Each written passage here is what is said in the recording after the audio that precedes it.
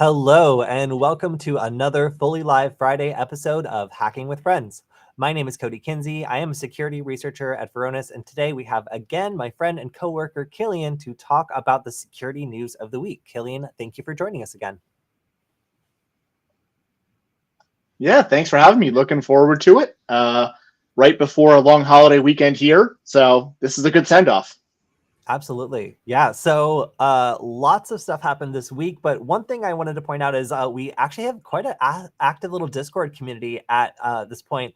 And one thing that I noticed over the week was that we had an interesting video posted in that about how a phishing campaign was done. So I'm going to share my screen really quick because I know James is not going to be here for the whole stream, but I wanted to shout out his little contribution. So this was an interesting phishing case where Gmail was validating phishing emails, and basically they were coming up as authentically from the people they were pretending to be. I believe this was like UPS or something like that. Oops, that's volume. So yes, it was UPS. So people were getting phishing emails from UPS, and Kilian, I think you and I reported that there had been a data breach around UPS like not that long ago, or Yeah. like a way of scraping data from UPS, and that they'd kind of like buried that message in like a disclosure that like wasn't Yep. super clear. So the ultimate like update from last week is like not only were hackers able to get that information, they were able to send targeted phishing emails, and in some cases have those phishing emails be marked as valid. So what was interesting here is that there was a third party who was responsible for validating whether or not like these emails were coming from who they were supposed to come from. And the hackers managed to find out that that third party would mark Microsoft as like an authorized sender on behalf Sure. of some of these organizations that use Outlook to send their emails. So if you were sending a phishing email and you marked it as from UPS, and usually emails coming out from UPS are from like a Microsoft IP address, this third-party service Right. would actually mark that UPS email as a real email coming from UPS, which was obviously a pretty big oversight. It's a little bit more complex than that. I highly recommend you guys check out this video because I found it really interesting for how sometimes these validation tools that big services use are actually outsourced and sourced and might have issues with the way that they work. So people who were using Gmail who got these emails were probably pretty confused when they were marked as valid and they contained information about a real order that they were expecting. Like there's very little you can do at that point to really protect users because there's all the Right. signs that we tell people to look for when we're assessing whether or not an email is valid. So this is a tremendously successful phishing attack just because it looks so real and they were able to manipulate the source of trust here. So shout out to James for jumping into our Discord and contributing that. And if you haven't checked out the Discord server, it's I'll drop it in the chat right now. Nugget.lol. Good luck. So anyway, very cool to have some users kind of giving us updates to the stories we talked about last week. So thank you, James. I really appreciate that. All right, so like getting started this week, at the very top, we are gonna go with our who's getting free credit monitoring a little early. So it looks like there was a breach, and of course, when these things happen, it tends to be through third-party services. Like often, like we were talking about, like some of these big car breaches last week, and how they were all tied to like, or at least a lot of them were tied to services, like third-party services that were built into the cars that Right. ended up being vulnerable. Well, this seems like there was a third party here that was managing data for pilot applications. So this is the Pilot Credentials, a third-party vendor that manages multiple airlines' Yeah. pilot applications and recruitment portals. So obviously, pilots have very sensitive jobs and would be an interesting target for some of these like phishing campaigns, just because of the access they have and the special responsibilities they have. So unfortunately, these people now also need to potentially be worried about targeted phishing attacks using this information that was breached, because this could include your name, social security number, driver's license number, passport number, dates of birth, airman certificate number, and other government issued identification numbers. So obviously those are kind of difficult certificates to get. Like those are things that require, a lot of trust. So that information just being kind of out there in the wind, like anything you would need to apply for a pilot job, obviously kind of a bad day for these poor pilots. Yeah. This is, I mean, it's everything there really too. And I think, wasn't it I think it was like a third party. Was it a recruitment or like a staffing site, something like that, that got that breached? Yeah. Yeah, that has happened a number of times. I believe there was, like, a railway Right. company that happened to, and then there was another one that we reported on not that long ago. Um, Also worth noting, Yeah. Southwest responded by firing the vendor. I mean, I applaud them for that. Too often that we see like things happen, you know what I mean? Like, and you can't hang everybody out to dry, but um, it's all about trust. And the data goes in so many different places and it's connected in so many different ways. Like you have to do your due diligence, right? I don't know. I don't believe I saw like they disclose exactly what happened, but um, if you're handling that type of sensitive information, like you, you got to do everything in your power, right? Yep. Yeah, absolutely. And this is really the only incentive for people to be able to improve their stuff at a certain point is getting hit or having a peer in your industry get hit really badly. Mm-hmm. That's sometimes the only incentive for people to invest in the kind of controls that would have prevented this. All right, next up. So we've been talking a lot about LastPass, so much so that honestly, I felt a little awkward being next to their booth at RSA. We were real close and making eye contact with them, and I was just having to wonder. I mean, I figure there's so many people that are talking about LastPass, and some Mm-hmm. of the news that's come out around them, just as a case study for one of these highly vulnerable and often highly targeted companies, and what happens when they really get hit. So Right. LastPass has been, for whatever reason, a little bit paranoid lately. I can't speculate why. And as a result, they've really been clamping down on like being a little bit hair trigger about doing things that are on the secure, perhaps not convenient side. But Yeah. unfortunately, that kind of broke over when they started resetting MFA without a proper way of getting back in for a lot of Mm-hmm. LastPass users. So there was a number of different users who were completely locked out of their accounts and had no ability to access their LastPass vaults, which obviously is like the worst case scenario because not a lot of people Yeah. remember like what the crazy passwords are that are like in that password manager, and having like some of it in your password manager, some of it in your browser, while convenient, is incredibly insecure. So if Mm-hmm. people are following the exact like correct way to use LastPass, then at that point they're really out of luck if they can't get into their Right. passwords, because it means they can't get into their accounts. And that is going to be a really messy process.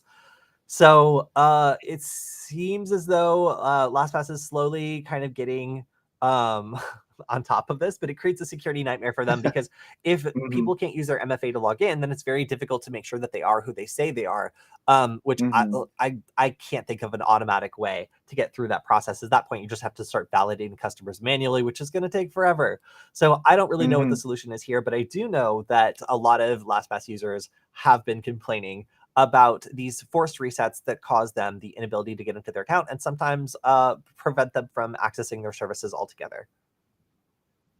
Yeah, I mean, and it's kind of an odd situation too, for as much as we talk about how a password manager is a good security practice for general people to make sure you get the strong randomized passwords and things like that, not reuse passwords. But when we see stories like this, and it's a lot of dunking on LastPass, you're right, I feel a little bit bad for them, but like it kind of shakes the credibility of this type of security advice in the general public's mind, which is the last thing that we want. Like it's incumbent upon security vendors in general to maintain that trust because we're in a lot of cases being that last line of defense or maybe even first line of defense for strong passwords, right? Yeah. Yeah, and a lot of people really go all in on these password managers. We market them to Mm-hmm. people who might not be great at remembering strong passwords, or might not just have the brain space left for that sort of thing. And as soon as those Sure. systems fail, like we really don't have a backup. Mm-hmm. And that is a problem for a lot of people who have Yeah. gone all in on these sorts of security solutions. So yeah, painful to see them in the news again, but obviously, like, going through the recovery from, like, a really serious breach is tricky, and, like opting on the side of security rather than convenience is really gonna cause some headaches for, a company that markets, like, convenience and security hand in hand Mm-hmm. as, the way that they do business. So it's a little scary there, just kind Yeah. of seeing, like, when you're trying to recover from one of these big breaches, sometimes these actions that you have to take will be super unpopular amongst your remaining customers, sometimes for very good Right. reason. Sure. All right, so next up, we have A lot of energy companies getting hacked. Actually, somebody in the chat was saying, "Oh yeah, that Suncor Energy was hacked." Well, guess what? We're talking about that right now. So this is let's see. There were so many breaches this week. They're all starting to blend together. Yeah. But it looks like this is preventing customers from paying with credit or debit cards. It's one of the 40. It's a 48th largest public company in the world with an annual Wow. revenue of 31 billion, and it looks like their systems are shutting down. So, Mhm.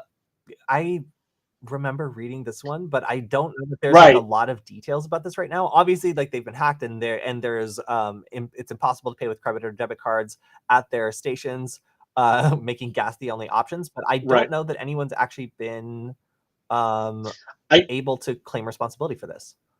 Yeah, I was gonna say I don't remember if anybody's claimed responsibility. I don't know if they said it was a ransomware attack or something else. Um, in this case, I don't recall seeing it, but Well, again, as for, just logically reasoning through it, like there's like three types of attacks that can happen, really. There's like, sure. a exploitation attack where the lights stay on and they just get privately Hmm. told, "Hey, we're going to leak your data." There's a ransomware attack where stuff goes down and they get told, "Hey, Hmm. stuff is going to stay down until you pay us." And then there's a wiper Right. attack where they're just like, "Stuff stays down forever. Good luck. Like, we hate Right. you. We don't even, we're not even doing this for money." So of Yeah. the three options, when stuff goes down, I tend to assume either like a ransomware attack or somebody Hmm. really messed up the exploitation job and ended up breaking something while Yeah. exfiltrating, which like isn't usually the case, or at least there should be enough safeguards to prevent things from going down. So, it would heavily, ransomware attacks cause pain. If cash is the only option for your like thousands of gas stations to be able Hmm. to sell their gas, that sounds like pain to me. And at a certain point, there's Right. going to be Yeah. a dollar amount that you're missing out on selling gas that's just going to be Hmm. cheaper to pay the ransomware people Right. that. And whoever, if I was a ransomware operator and I saw this company that definitely would experience like a certain amount of financial pain and I could see their books and know exactly that what that calculation would Yeah. be, it would make it really easy for me to pick a ransomware number. So yes, big company. And so far, as far as I can see on this news article, which has been recently updated, there's no claim of responsibility. But it seems as though Yeah. like these sorts of knockout punches are definitely ransomware or financially motivated most of the time. Hmm. So I've heard of the Monopoly darknet market for a while now. We've mentioned it a couple of times, and Hmm. this seems to now be a closed case with the arrest of a Serbian man from Australia. I mean, I guess if you own a drug market, you move around a lot. But this is apparently facilitating $18 million in illicit drug transactions, and also had like an interesting way of doing business where they would like validate that the vendors on the website actually had the substances they were claiming to. Hmm. So it was kind of like, send me your drugs, and if they're good, like I'll put them on the Right. website kind of deal. Where like, in exchange for that kind of Hmm. paranoia and perhaps Right. like maybe not very efficient way of signing people up, they maintained a pretty persistent organization, so much so that they Hmm. attracted the attention of the Department of Justice, specifically and Right. intensely. So after a while, in 2021, the U.S. Seized the Monopoly Markets hosting server, with help from police in Germany and Finland. And then finally, after going through the records and stuff, we're able to go after the individual who was behind it, who has now been arrested. And it Hmm. seems like they're just noting a parallel investigation into Spector, which went after 288 vendors of the Monopoly market, probably after going through all these financial records that they Right. seized from the servers. Um, yeah, so it seems like obviously there's going to be a lot of charges for being a giant darknet kingpin drug dealer. A lot of these charges carry a maximum penalty of 20 years. So it seems like this all kind of started in Serbia and then kind of grew from there, which is just kind of interesting to note where some of these darknet marketplaces might spring from or where the people behind them might come from. Yeah, we're seeing this more often. I mean, we're never going to get rid of the marketplace. There's always going to be a market for these types of things. So we had what was the like Silk Road was like the big first Yeah. one that I think everybody heard of, or where this kind of took off in the mainstream at least. So there's always going to be a market for it, but it's interesting to see how far we've come and how far we've developed. Cryptocurrency is not as untraceable as a lot of people think it is. or not all of it. um, but yeah, let's celebrate a little win. Oh, I just remembered. I had an argument on Twitter earlier. Well, not really an argument, but like, people were arguing with me slightly on Twitter earlier. I think it was last week. And I wanted to bring that argument here if I have it. Let me see if I have it. So I went to a bank, and when I was there, I noticed that in order to get access to the internet, you had to provide some information. So I just wanted to actually, ask people. There's a lot of technical people on the stream, and Mhm. I was, as a Wi-Fi expert, kind of shocked by this, but a lot of people seem to think it's not a big deal. So like, I actually want to throw this out to the security community because I was just like, this seems a little weird. So in order to access the Wi-Fi at an unknown, unnamed bank, no way of being able to tell what it is. This is just one like branch in Southern California.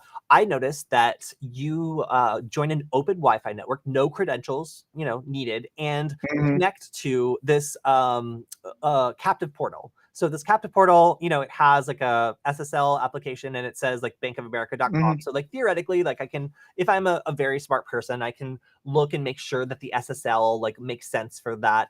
Mhm. But really, like this could also be like a self-signed, or like a let's encrypt Right. that's registered to like a, I don't know, like a subdomain, or something else that looks like Bank Mhm. of America. So I'm not really like, I don't think this is too super secure. But then it asks you for like information that I would consider to be like, identifiable information of you as a Mhm. customer of this bank, that a hacker could use to contact you and say, hey, this is so and so from XYZ Bank. When like I Right. talk about your account, can you please verify your account number? Oh, that's great. And Mhm. what's your routing number too? Oh, that's wonderful.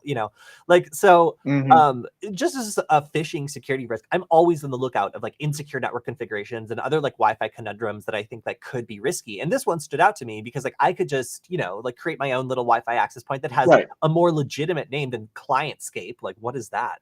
It sounds like a beauty Mhm. salon, like not like a bank. Like, it was the only Wi-Fi net. So I could just make, Bank of Who's It's, like official Mhm. network, and people find it, click on it, it pops up with something like this. And if they have any questions, the staff would be like, oh yeah, that's just the normal, sign in. Sorry, just Right. put your information in. And then I, as a hacker, have access to all this information. So somebody pointed out that, Mhm. there is SSL here. And that means that somebody connecting to the legitimate network would not be able to have that information theoretically be intercepted, even though that there's no encryption on the actual Wi-Fi. Right. But there's a problem there. I think that I could actually do an ARP spoofing attack. So if I got on that free open Wi-Fi network, I could actually Mhm. do enough ARP spoofing to make it so traffic was running through me, and I could Mhm. manipulate it, or even, give them a phishing page instead of the real page loading. So people could actually connect to this open Wi-Fi network and like be connected to the real valid Wi-Fi network Right. and still get a phishing page because it's an open Wi-Fi network, and I can like inject packets and like do all sorts of weird stuff. So I rest in my opinion that like this is perhaps the not the best way of getting people connected to the internet, especially at an institution that might be vulnerable to phishing. But I don't know. I really think that the Right. people in the chat actually like kind of like gave me some interesting points. It's SSL, like they're able to do like maybe some other validation. Mhm. I'm not really sure, but it was an interesting debate, and I wanted to see if anybody else had any thoughts about just a real world example of of Wi-Fi configuration that I found to be a little spooky. Yeah, I would tend to lean more towards your position. I mean, you're right. There are a couple mitigating controls, but with enough time and dedication, an attacker could overcome them and do something malicious. But yeah, I think especially in a for a financial institution, it's a again, maybe a little bit more due diligence would be nice. Like I mean, Kody, you and I spend a lot of time traveling in hotels. Like those open Wi-Fi's, a little portal where they get your name, your room number, and stuff like that. VPN on Or yes, immediately VPN on. Yeah. Like yes, when I see those, I'm just like, wow, this is like the riskiest thing I'm probably doing all day. Because right, I have no idea if it's just a dude with a Wi-Fi pineapple in the next room, right. who's just capturing what he can capture. And Hmm. like if I have to put in my room number, my information or whatever, I've just basically given away like what room I'm in and like my basic information, Yeah, because a lot of those require you to put in like your name and then your like room number. Like, like sometimes like right. I saw Patrick Wardle do an attack where like he was like hacking a reporter, and he basically Hmm. used a fake Wi-Fi access point and just kind of got in the area and then like had her phone Hmm. connect to it and put in her room number, then called the front Right. desk, or had like his wife call the front desk as her, requesting that an extra key be made, and like gave her Yeah. last name Mhm. and her room number, and they made the key and Yep. they gave it to this person when they walked in. Yeah. There's stuff that you can certainly do. I would say not that it's less risky, but I would be more worried about something like this for a financial institution. But there are plenty of risks, and I don't know. I try to not connect to any any Wi-Fi that I can avoid. Yeah, definitely. Okay, so here's an interesting question from the audience.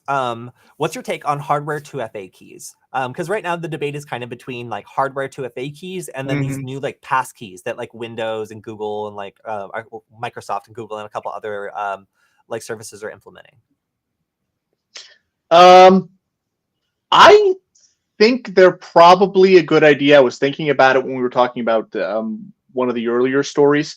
Actually, I was thinking about it too when we were talking about the social security numbers and stuff like that. Like, there's got to be a better way, and I kind of like the idea of a hardware 2FA key. It's something that you have. Hmm. It's a physical thing.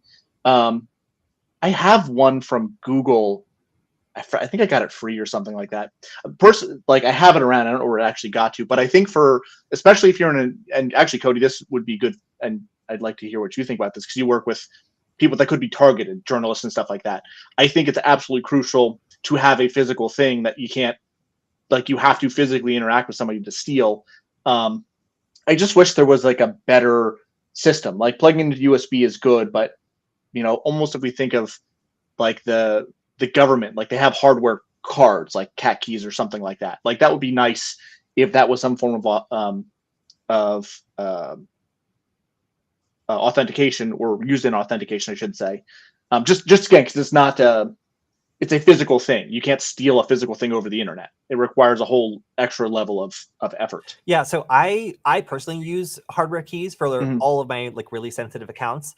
It's Yeah. the one thing I note is it's difficult to be strict about them because there's always an emergency and you have to Yep. have a shit ton of them. Yes, You you do. really if you drop the ball on these hardware keys, like if you put them all in your house and your house burns down, guess what? Guess Mm-hmm. what? You can't access any of your services Yep. either. So like and there's no manual way to get around that. Like you really like have to contact all of the services that you're trying to log into Mm-hmm. and prove your identity via like some trusted channel, and it's going to take you absolutely forever. You could really destroy Mm-hmm. your online life using hardware keys Yeah. if you've got like two of them. So if you're going to use Right. hardware keys, like you need to like give one to a friend you trust to like keep at their Mm-hmm. house and put one in like a safe storage box or like whatever. But I Yep. have probably like 6 or 7 of these hardware keys, and that does increase my Mm-hmm. attack surface a little bit, but I also try to keep them very guarded. I keep track of Mm-hmm. them and I make sure that they're distributed. So if I'm going on a Right. trip, I have like 2 of them with me, one on my keychain maybe, and one like in my bag that I always have. And then if like I'll have one back at home in a safe place, and then I'll have one with a Mm-hmm. friend somewhere else. That's how serious I am about Right. not getting locked out of my stuff, because I've seen people do it and they just some people just start over because it's so like it's Yeah. so annoying to get back into their stuff. So obviously like a lot of companies have been pushing these sorts of solutions because they really work. And think about it like a car key, like you get anxiety if you Yeah. lose car keys. Now you have another object to get anxiety when you lose. But some of the upcoming things like passkeys, which I'm gonna share my screen and go over, are kind of a bridge between that. Like, what if Yeah. the philosophy is, what if any of your trusted devices could be that key that gives you anxiety when you lose? Yeah. Because like you do a pretty good job of not losing your phone or like your laptop. So if Mm-hmm. those things became keys to access your accounts, then Kilian, like you said, you would have to steal someone's phone or their Right. laptop. And both of those things have authentication built in. Like, you can Yeah. take someone's phone and get into it. Like you generally have to have their passcode or some other way in. So like it kind of like solves the problem of how to use a hardware key by just Right. picking an object that can become a hardware key. And then using that. I will say, if you like to wear accessories, if you have like earrings or something like that, maybe just like have a couple Fido keys as your earrings or something, like whatever, There you and go. incorporate it into your daily wear. But I will acknowledge it's really hard to carry these Fido keys or the 2-factor hardware keys like all the time. And if they get damaged or destroyed, especially if you're on a trip, you could be in for kind of a difficult time because the ability to enroll them is kind of limited, like if you don't have initial access. And Mm-hmm. on top of that, like it's hard to be strict about them. And if you create a bunch of other ways Right. to log in, then what is the point of having these keys in the first Yep. place, you know? Okay, kind of a long answer to that question, but it was a really good question. And No, it was good. yeah, so another one is what keys do you recommend? So personally, I like to use like Fetian keys. But I know that there's some other good like YubiKey is also fine. But I've been Yeah. using the Fetian ones after I got some for free from like a Google promotion that was like giving them out to journalists and other people that were like at higher risk. And I like put my account in that special mode where like it's really hard to like log in. Because like you're potentially like targeted. That was back when I was Right. doing Nullbyte more. So my primary account just got like way locked down, and I was using Fetian keys for those, and they worked pretty well until they did a recall because apparently there was some leak involving their Bluetooth keys that was pretty serious. Yeah. But after I got replacements, I haven't seen any other issues with them. So far, those ones have worked for me, and they're relatively cheap, so you can buy a lot of them, which is I highly recommend. Yeah, I think I don't remember who produces the Google ones if it is that company because they did have a recall on the Bluetooth ones because I got new ones It of was those too. Fetian. It's Fetian. Yeah, Okay, I was pretty sure, but I wasn't positive. yeah. Um, Great keys, but yeah, and like yeah. honestly, like they replaced my stuff, so like I can say that like they took responsibility. I'm sure that Google Hmm. maybe like we're just like, guys, this is Hmm. super embarrassing, we'll give you this money to replace them all, whatever. But Right. either way, I got new security keys, so like when they found a problem, they immediately notified me and replaced them, which was nice of them, and I appreciate that. So Hmm. that's the correct way to deal with a problem. It's like you contact your customers, you immediately let them know, give them a good scope into the severity, and Yep. then like replace it. So last question: can hardware keys be copied? I read about RFID scanning for credit cards. Is there something like that for hardware keys? No. So by Yeah. design, these keys are like little chips, like special like security encryption chips with a big old secret number on them that are encased in a resin that causes them to be destroyed. If you were to try to get them out. So recovering these keys is incredibly, extraordinarily difficult. You would have to like get the physical key and basically destroy it. And Hmm. even then, you don't have a very good chance of getting the key out of it. They're basically made to be incredibly hard to physically get at the data. So you cannot do so in a passive manner because it's a public-private key relationship where like Right. let's say that you're going to make a purchase or log in, like you'll get a challenge which gets sent to the chip inside the key, and then the key will issue a response, and that response is based on a special manipulation of that like secret key that nobody knows about, and that response is all that you can get, and that's like a one time or kind of like a rolling code that does not allow you to use it twice, and it can't be used to derive the secret key. So that's why Hmm. hardware is so effective. Like you put in a challenge, you get back a response that's you're able to tell that it was derived from a special secret key, but you don't need to know what that special secret key is in order to like enroll the device. Super cool. So yeah, like even being in like a man in the middle position, like you wouldn't be able to learn like generate new keys, for example, using like a YubiKey or something like that. So that's kind of how that works. Yeah. All right, so Windows 11 is also getting the built-in passkey manager. So we've seen a lot of activity around like password managers and people popping up with like either new password managers or things to Hmm. help people manage their passwords more effectively. But passkeys are now becoming a thing. Kilian, have you had much experience with passkeys? No, I know a lot of the vendors have been rolling them out. I have not started going down that path. Maybe I shouldn't admit that. Um, so no, not really. It's on my list of things to do, but I'm waiting just a little bit until we sort of. There's always, uh, there's always some teething problems, I guess, with new security approaches. So I'm being a little bit cautious. Yeah, no, definitely. And I've only enrolled a couple of these, and what Yeah. basically the theory behind them is kind of like what we explained, where like when you want to log in and you want to have like something you have, like your laptop computer Mm, or your phone, and then something like you are in this case, which is like a biometric right. like ingredient, or like something which would be a pin. You can kind of choose which one you Hmm. want. For security purposes, like obviously it's convenient to use your fingerprint, but like I just don't like them. Like I think a pan or something else Sure. is probably better. But the idea here is that even if someone was able to infect your device and try to log in, they would still need to like phish you and get your pin or Right. whatever, or your face or whatever, Mhm. in order to get you to actually send this passcode. So it's turning your computer or your phone into a hardware key and then requiring some sort of authentication in order to Right. trigger that authentication process. So theoretically, getting your computer infected shouldn't be an issue, provided they don't manage Yeah. to phish you into, logging into an account, which, of Hmm. course, as I say it out loud, is the logical next step for this sort of thing. Right. But it does Exactly. raise the bar, because like previously, if someone Hmm. got your password, then like boom, they're in. And a lot of the time, getting your MFA code is not as complicated as it seems. Like if you're using, especially like Right. SMS or something like that. So this does raise the bar for people getting phished, logging into some of these services that might previously have been vulnerable. Hmm.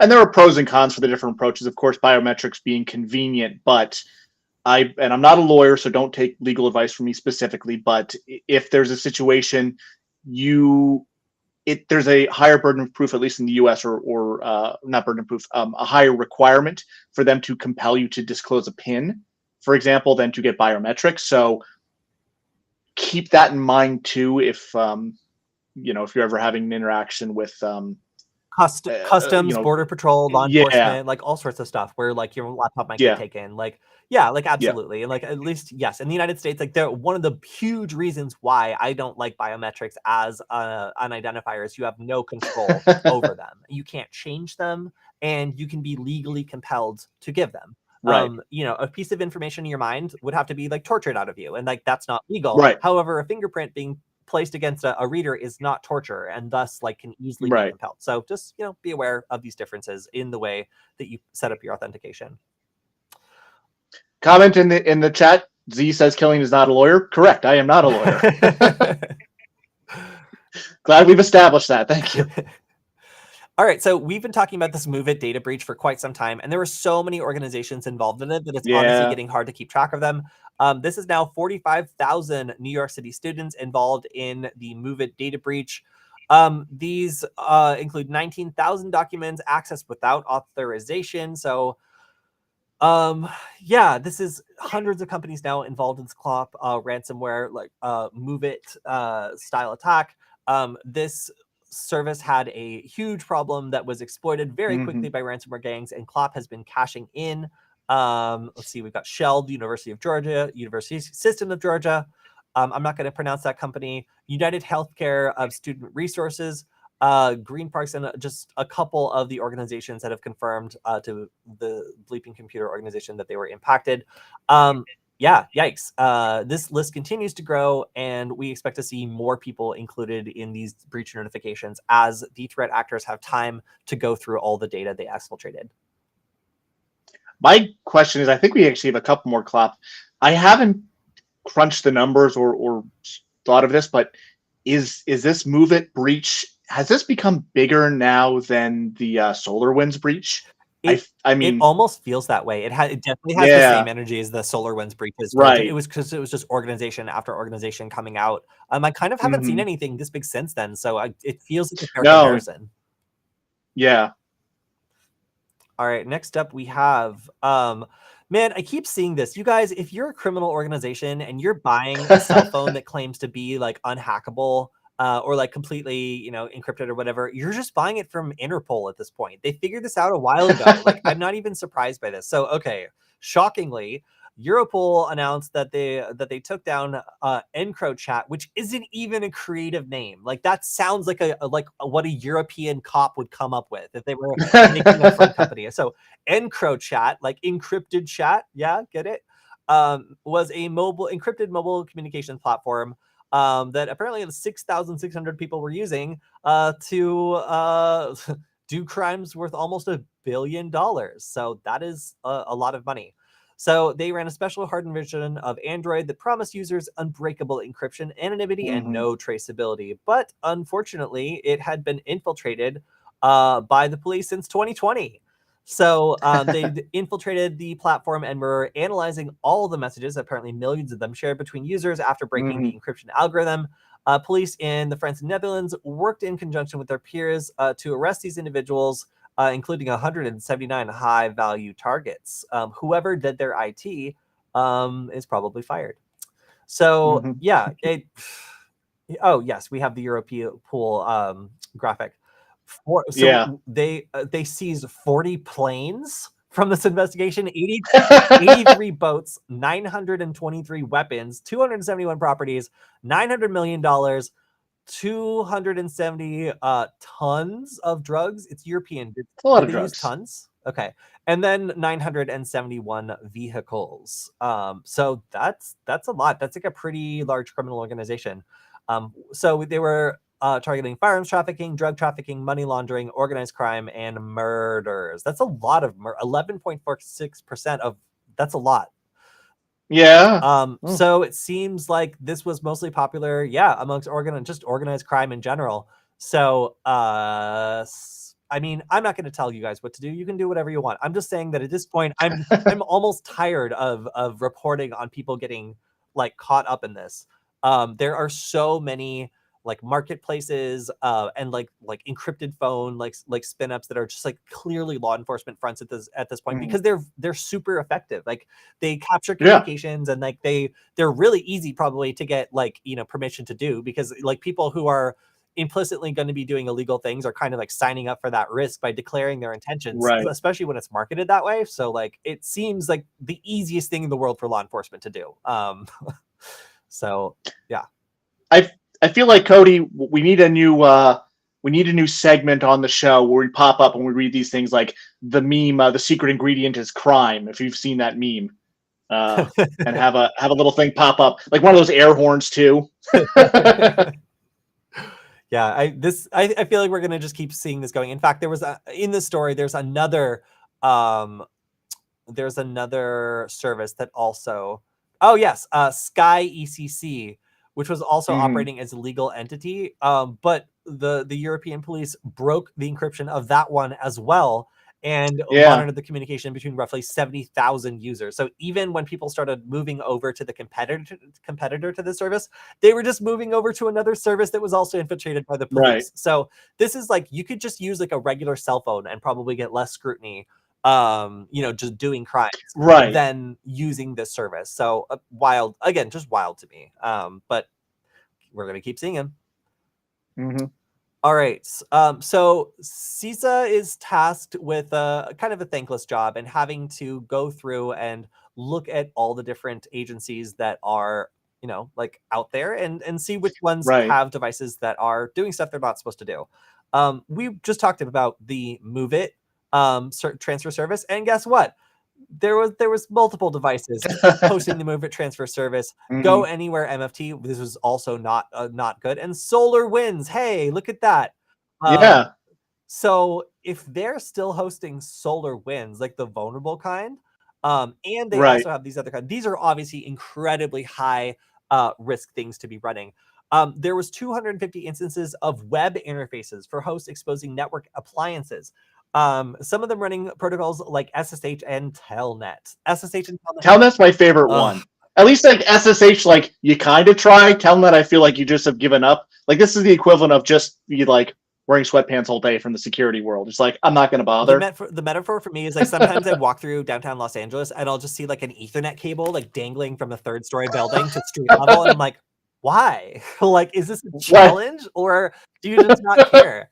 So yeah, of course, like it's not like this is like a member of the federal government, like overseeing other federal government members. So it's not like they can find them or like whatever else. They just have to yell at Right. them as loud as possible and like whatever. So it looks like they have received this report and they have been ordered to secure their internet exposed network devices. It's just interesting to see how specific, perhaps it's a sign that this is actually working to see them going after such Right. specific devices now, where like in general, the policies seem to maybe be getting followed and they're just going after the stragglers that have like let things fall through the cracks. Right. At least that's my hope. If this is just like, there's some things that have fallen so far hopelessly behind that they're just like, they got to shoot these targets, like just to make sure things keep running. I mean, some of these huge data breaches we're seeing in like front page news, that is the kind of things that they're trying to prevent happening. And a lot of these ransomware gangs Right. say like, oh, we're not, we're not exploiting like federal organizations or whatever else, or like things that basically will get them in huge amounts of trouble, like the military. But you never know. Like that data could still find a home. They're definitely still interested in making money Right. off of it. So they might not like extort them. They might instead just give that data to an adversary who's willing to pay for it. Right. All right, next up, Siemens Energy. See, I was just saying there's a lot of energy Right. companies that are reporting being breached. So this is Yeah. huge surprise. Move it, data theft. And who's behind this one? Clop ransomware. I feel like I'm just like Hmm. this is a one of those like Mad Libs, and I'm just filling in like the Right. company name every week. So it seems like they have been listed on their data leak site. The Clop ransomware gang strategy is listing the company's name on their data leak site first to apply pressure, and then eventually starting to trickle out data. There's been nothing leaked yet, but Mhm. Siemens is saying that no critical data was stolen, no business operation was impacted, which sounds about right considering they stole data from a data transfer tool. Uh, Right. and they're not from the statement it doesn't really make it clear whether or not they're going to pay to prevent the data from being published, but with a global revenue of over $37 billion they probably could afford to. Right. So yeah, so far no resolution here, just that they have been listed on the data breach site and they have confirmed that they're victims. They've confirmed that their operations have not been impacted, but the type of data is still completely unknown. Mhm. All right, next up, have you heard of the 8 base ransomware gang? Only from this article, to be honest. They haven't trickled up in anywhere else that I've seen. Like, they're certainly not a Clop or anything like that. Um, Yeah, so well, small players, maybe. oh, well, it seems like this actually could be a rebrand of a Mm. previous ransomware gang with the logo that looks like a quadcopter. I'm not totally sure like what they're going for with the rebrand, but it seems as though their victims have rapidly spiked, kind of came out of nowhere and started using this infrastructure, and then Mm. like did kind of a full shift over at a certain point. What's interesting here is that they are claiming to be honest and simple pen testers. Oh, We offer sure. Yes. companies the most loyal conditions for the return of their data. Um, so they're basically framing this as like uh, they're punishing these bad companies that have considered their financial gain above the interest of their partners slash individuals who have entrusted their data to them. So these are this is the people's ransomware. They're really here But on behalf of yeah. all the victims to be like, no, no, no, we're going to keep your data safe, but we'll just require a cool, 100,000 Bitcoin or whatever in order to get that back. Hmm. It Yes. So it seems though that this is just an offshoot of the Ransom House ransomware gang. Mm. Okay. And this is Yeah. based on the similarity of the ransom notes and then some of the similarity in the way that these attacks are carried out. So, for example, like this is like copy and paste almost. Yeah. So either another group has just taken over the methods of this previous organization, or Right. they've just kind of changed their name and like respawned under a different like Hmm. name. But they're using a lot of the same tools, and in general, these attacks look very similar to what was observed previously from the Ransom House gang. Yeah.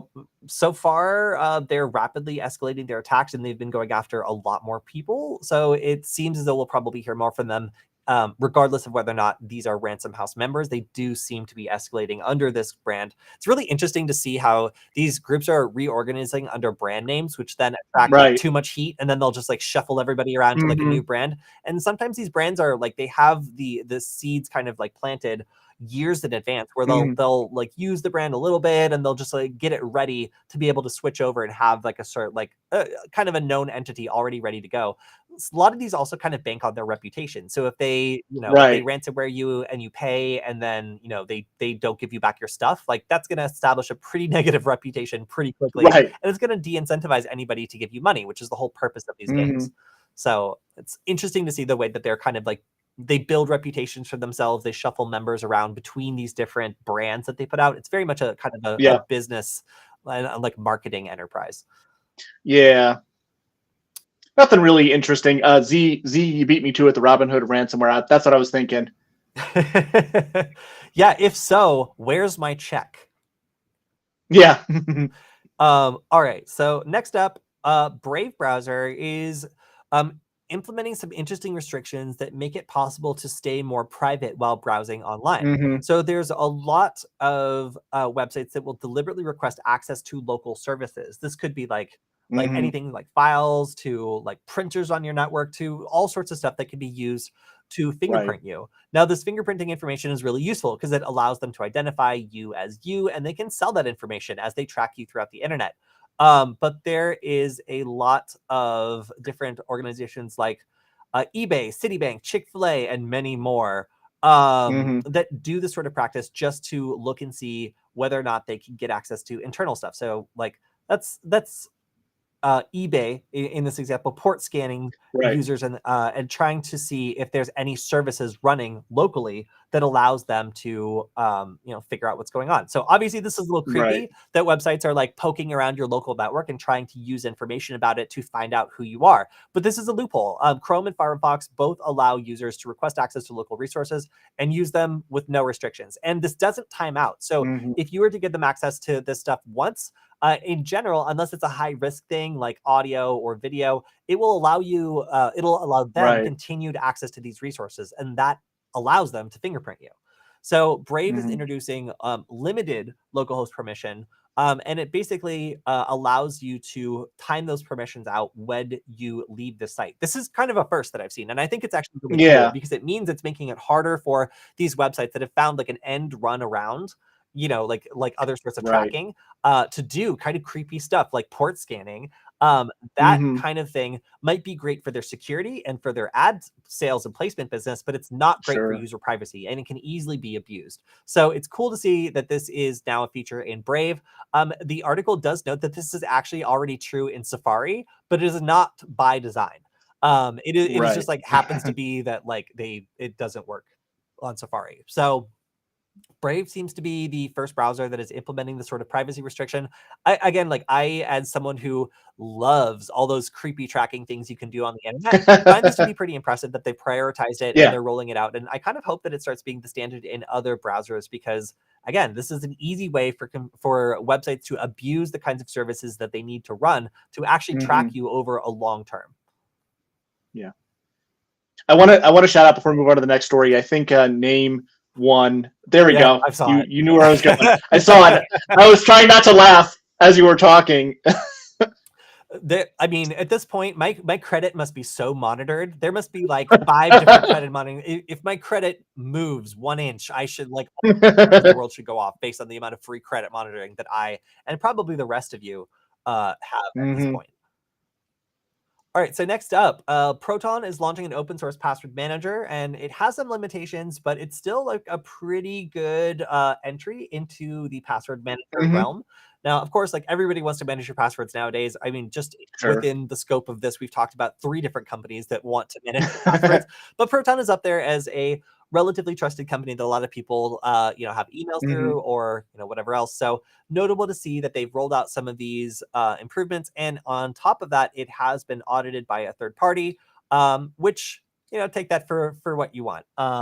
Sure. Sometimes services get audited by a third party and they still fail just fine. So, Sure. like it is cool though to see that they're using strong encryption. They're using bcrypt and some other things, that being hashing, not encryption.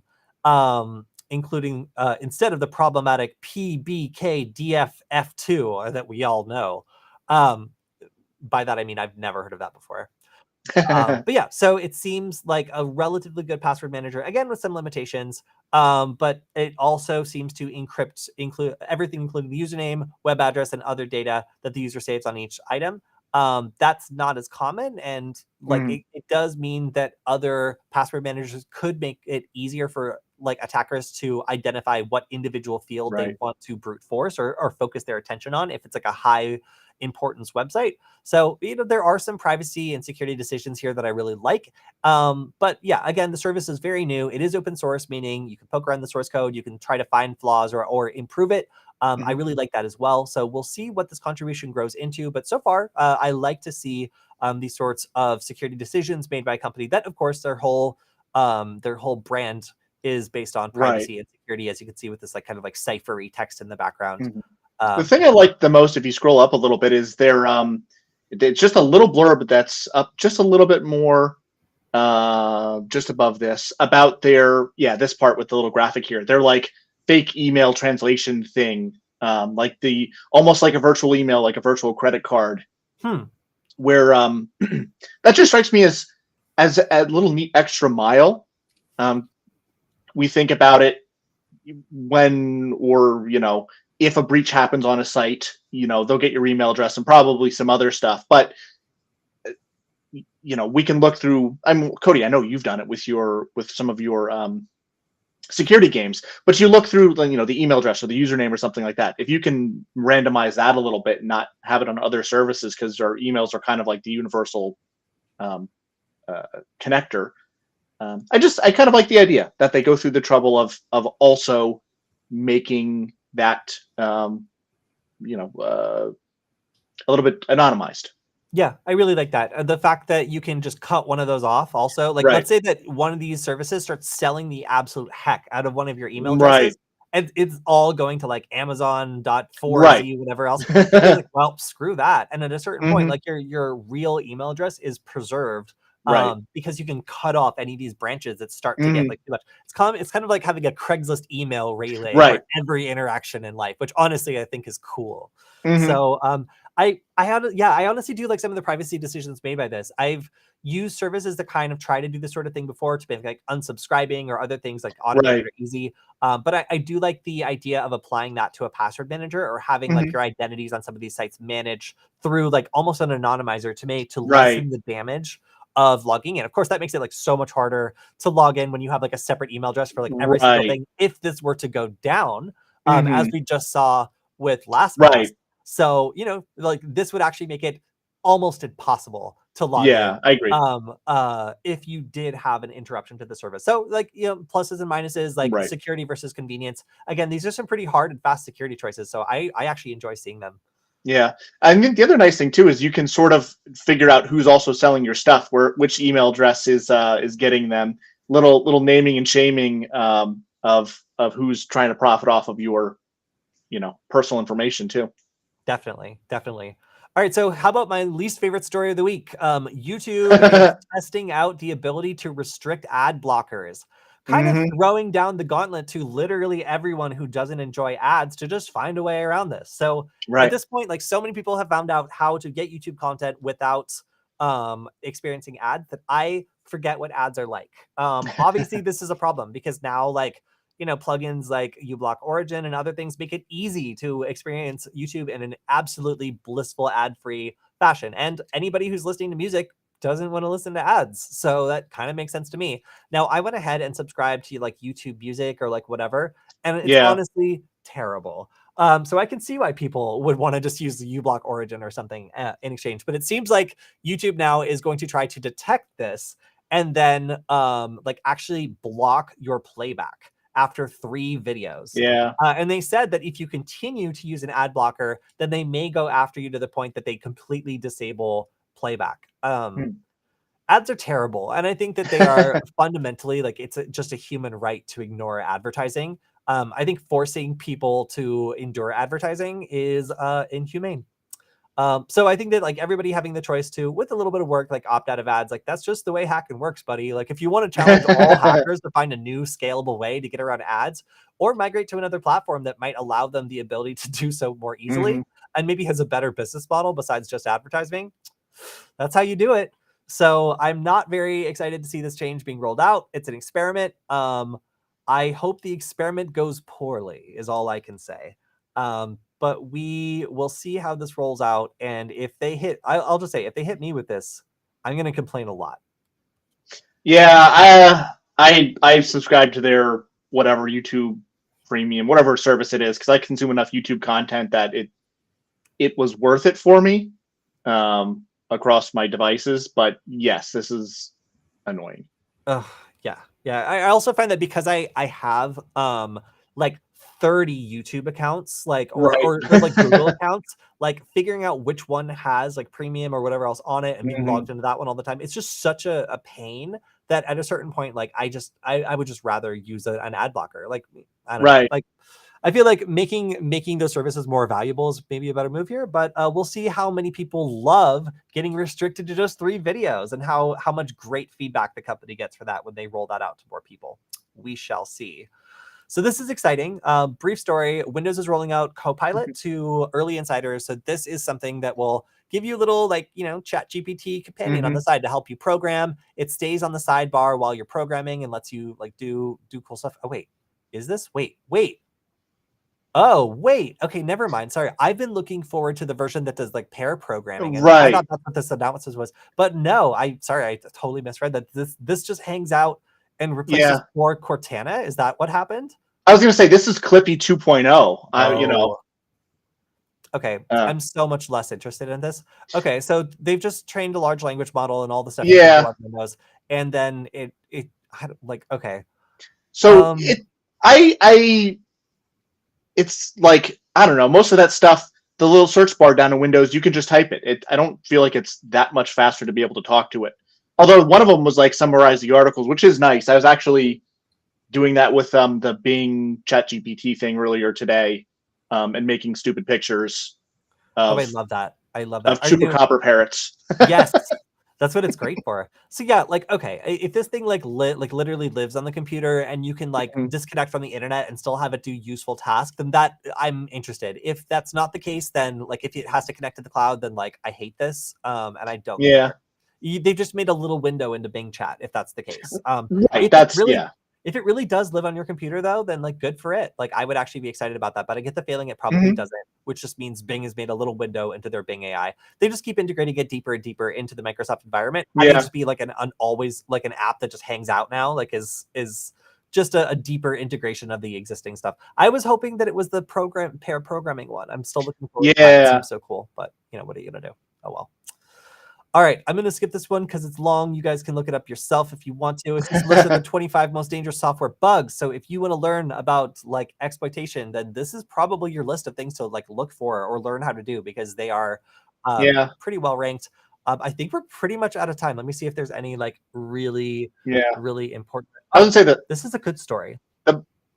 Oh yeah, I was gonna say the MITRE stuff just quickly. Nothing like shocking there, and that's all I'll say. It's a lot of the common stuff. Buffer overflows of various out of bounds writes, out of bounds reads. Memory, like reading outside of the authorized memory, stuff like that. Like it's all the stuff that we've kind of known about. Like I didn't see anything in here that really jumped out to me, unless you did. It's all the, It's always exactly what I would. It's always buffers. Yeah, it's always what I expect. I see some of the overflow on the stuff that like WASP was like recommending like checking out or like learning how to exploit because they're just very common. Cross-site request forgery, like a lot of like kind of basic techniques here. Okay, of the existing stories, this is a really nice one. I think we're going to end on this one. So this is a free Akira ransomware decryptor to help you decrypt your files. So Akira first appeared in March 2023. They amassed a lot of victims and targeted a lot of different sectors. And they also deployed a Linux variant. So it looks like it has been decrypted, or rather the company Avast figured out how to crack their encryption and enable a brute forcing of likely keys. So in order to do this, you need to have a couple of large files that have been encrypted with the Akira ransomware. That kind of makes me think that it uses like a repeating key or something that's able to be like broken up, like if there's a large enough sample. And that is really interesting. So it seems like so far, like the Windows version of this is available. And the Linux one is upcoming. So if you have refused to pay the ransom, now you don't have to. Because there's a tool to get the password to basically get all the files back if you have been hit by this ransomware. So we do see these sort of decryptors happen every so often. Typically, it's due to a flaw in the encryption, a leak of the master keys, or some other sort of exploitable algorithm. Seeing someone just straight up like break the encryption here is really interesting. And I imagine that the ransomware operators are pissed because this is their livelihood, and somebody finding out how to unlock it for free kind of undoes a lot of work for them. But yeah, always good to see, and hopefully some of those vendors who ended up not paying will be able to get access to their information again. Hopefully it still matters at this point. Right. Okay, so that is just about all the time we have for this week. Lots of ransomware this week. We're seeing the Clop ransomware move it file transfer thing pop up over and over and over again. So I imagine at this point, like it was such a large organized attack that we're going to see them sifting through the data and rolling out victims over the next several weeks. So yeah, I suspect that seeing as the federal organizations were still exposing services that had Right. Move It file transfer and SolarWinds on them, we can expect to see more stories like this over the next couple of weeks as the fallout from this attack continues to kind of settle. Absolutely. All right, so I also want to shout out, of course, the Discord server for anybody who wants to keep the conversation going. We've had some great conversations there, and you can join us on Discord at nugget.lol. That's nugget.lol. I'll drop it in the chat again. We'll be back on Wednesday, where we're going to go over our weekly Q&A, where I'll pick questions that were in the Discord server and also on the YouTube channel, so make sure to leave them. And a big shout out to our sponsor, Varonis, that lets us do this stream every week. If you like the stream, make sure to go to varonis.com/Kody. That's Kody. And, they check to see who's going to that link. And every week we'll be updating it with the latest promotion and thing we're doing. It's going to be, I think it's still going to be some research this week. And then next week we have some more exciting events going on. You can support the show by doing that. So please do. If you're even watching this on repeat, we appreciate it. And we will see you all next week. Goodbye, everyone.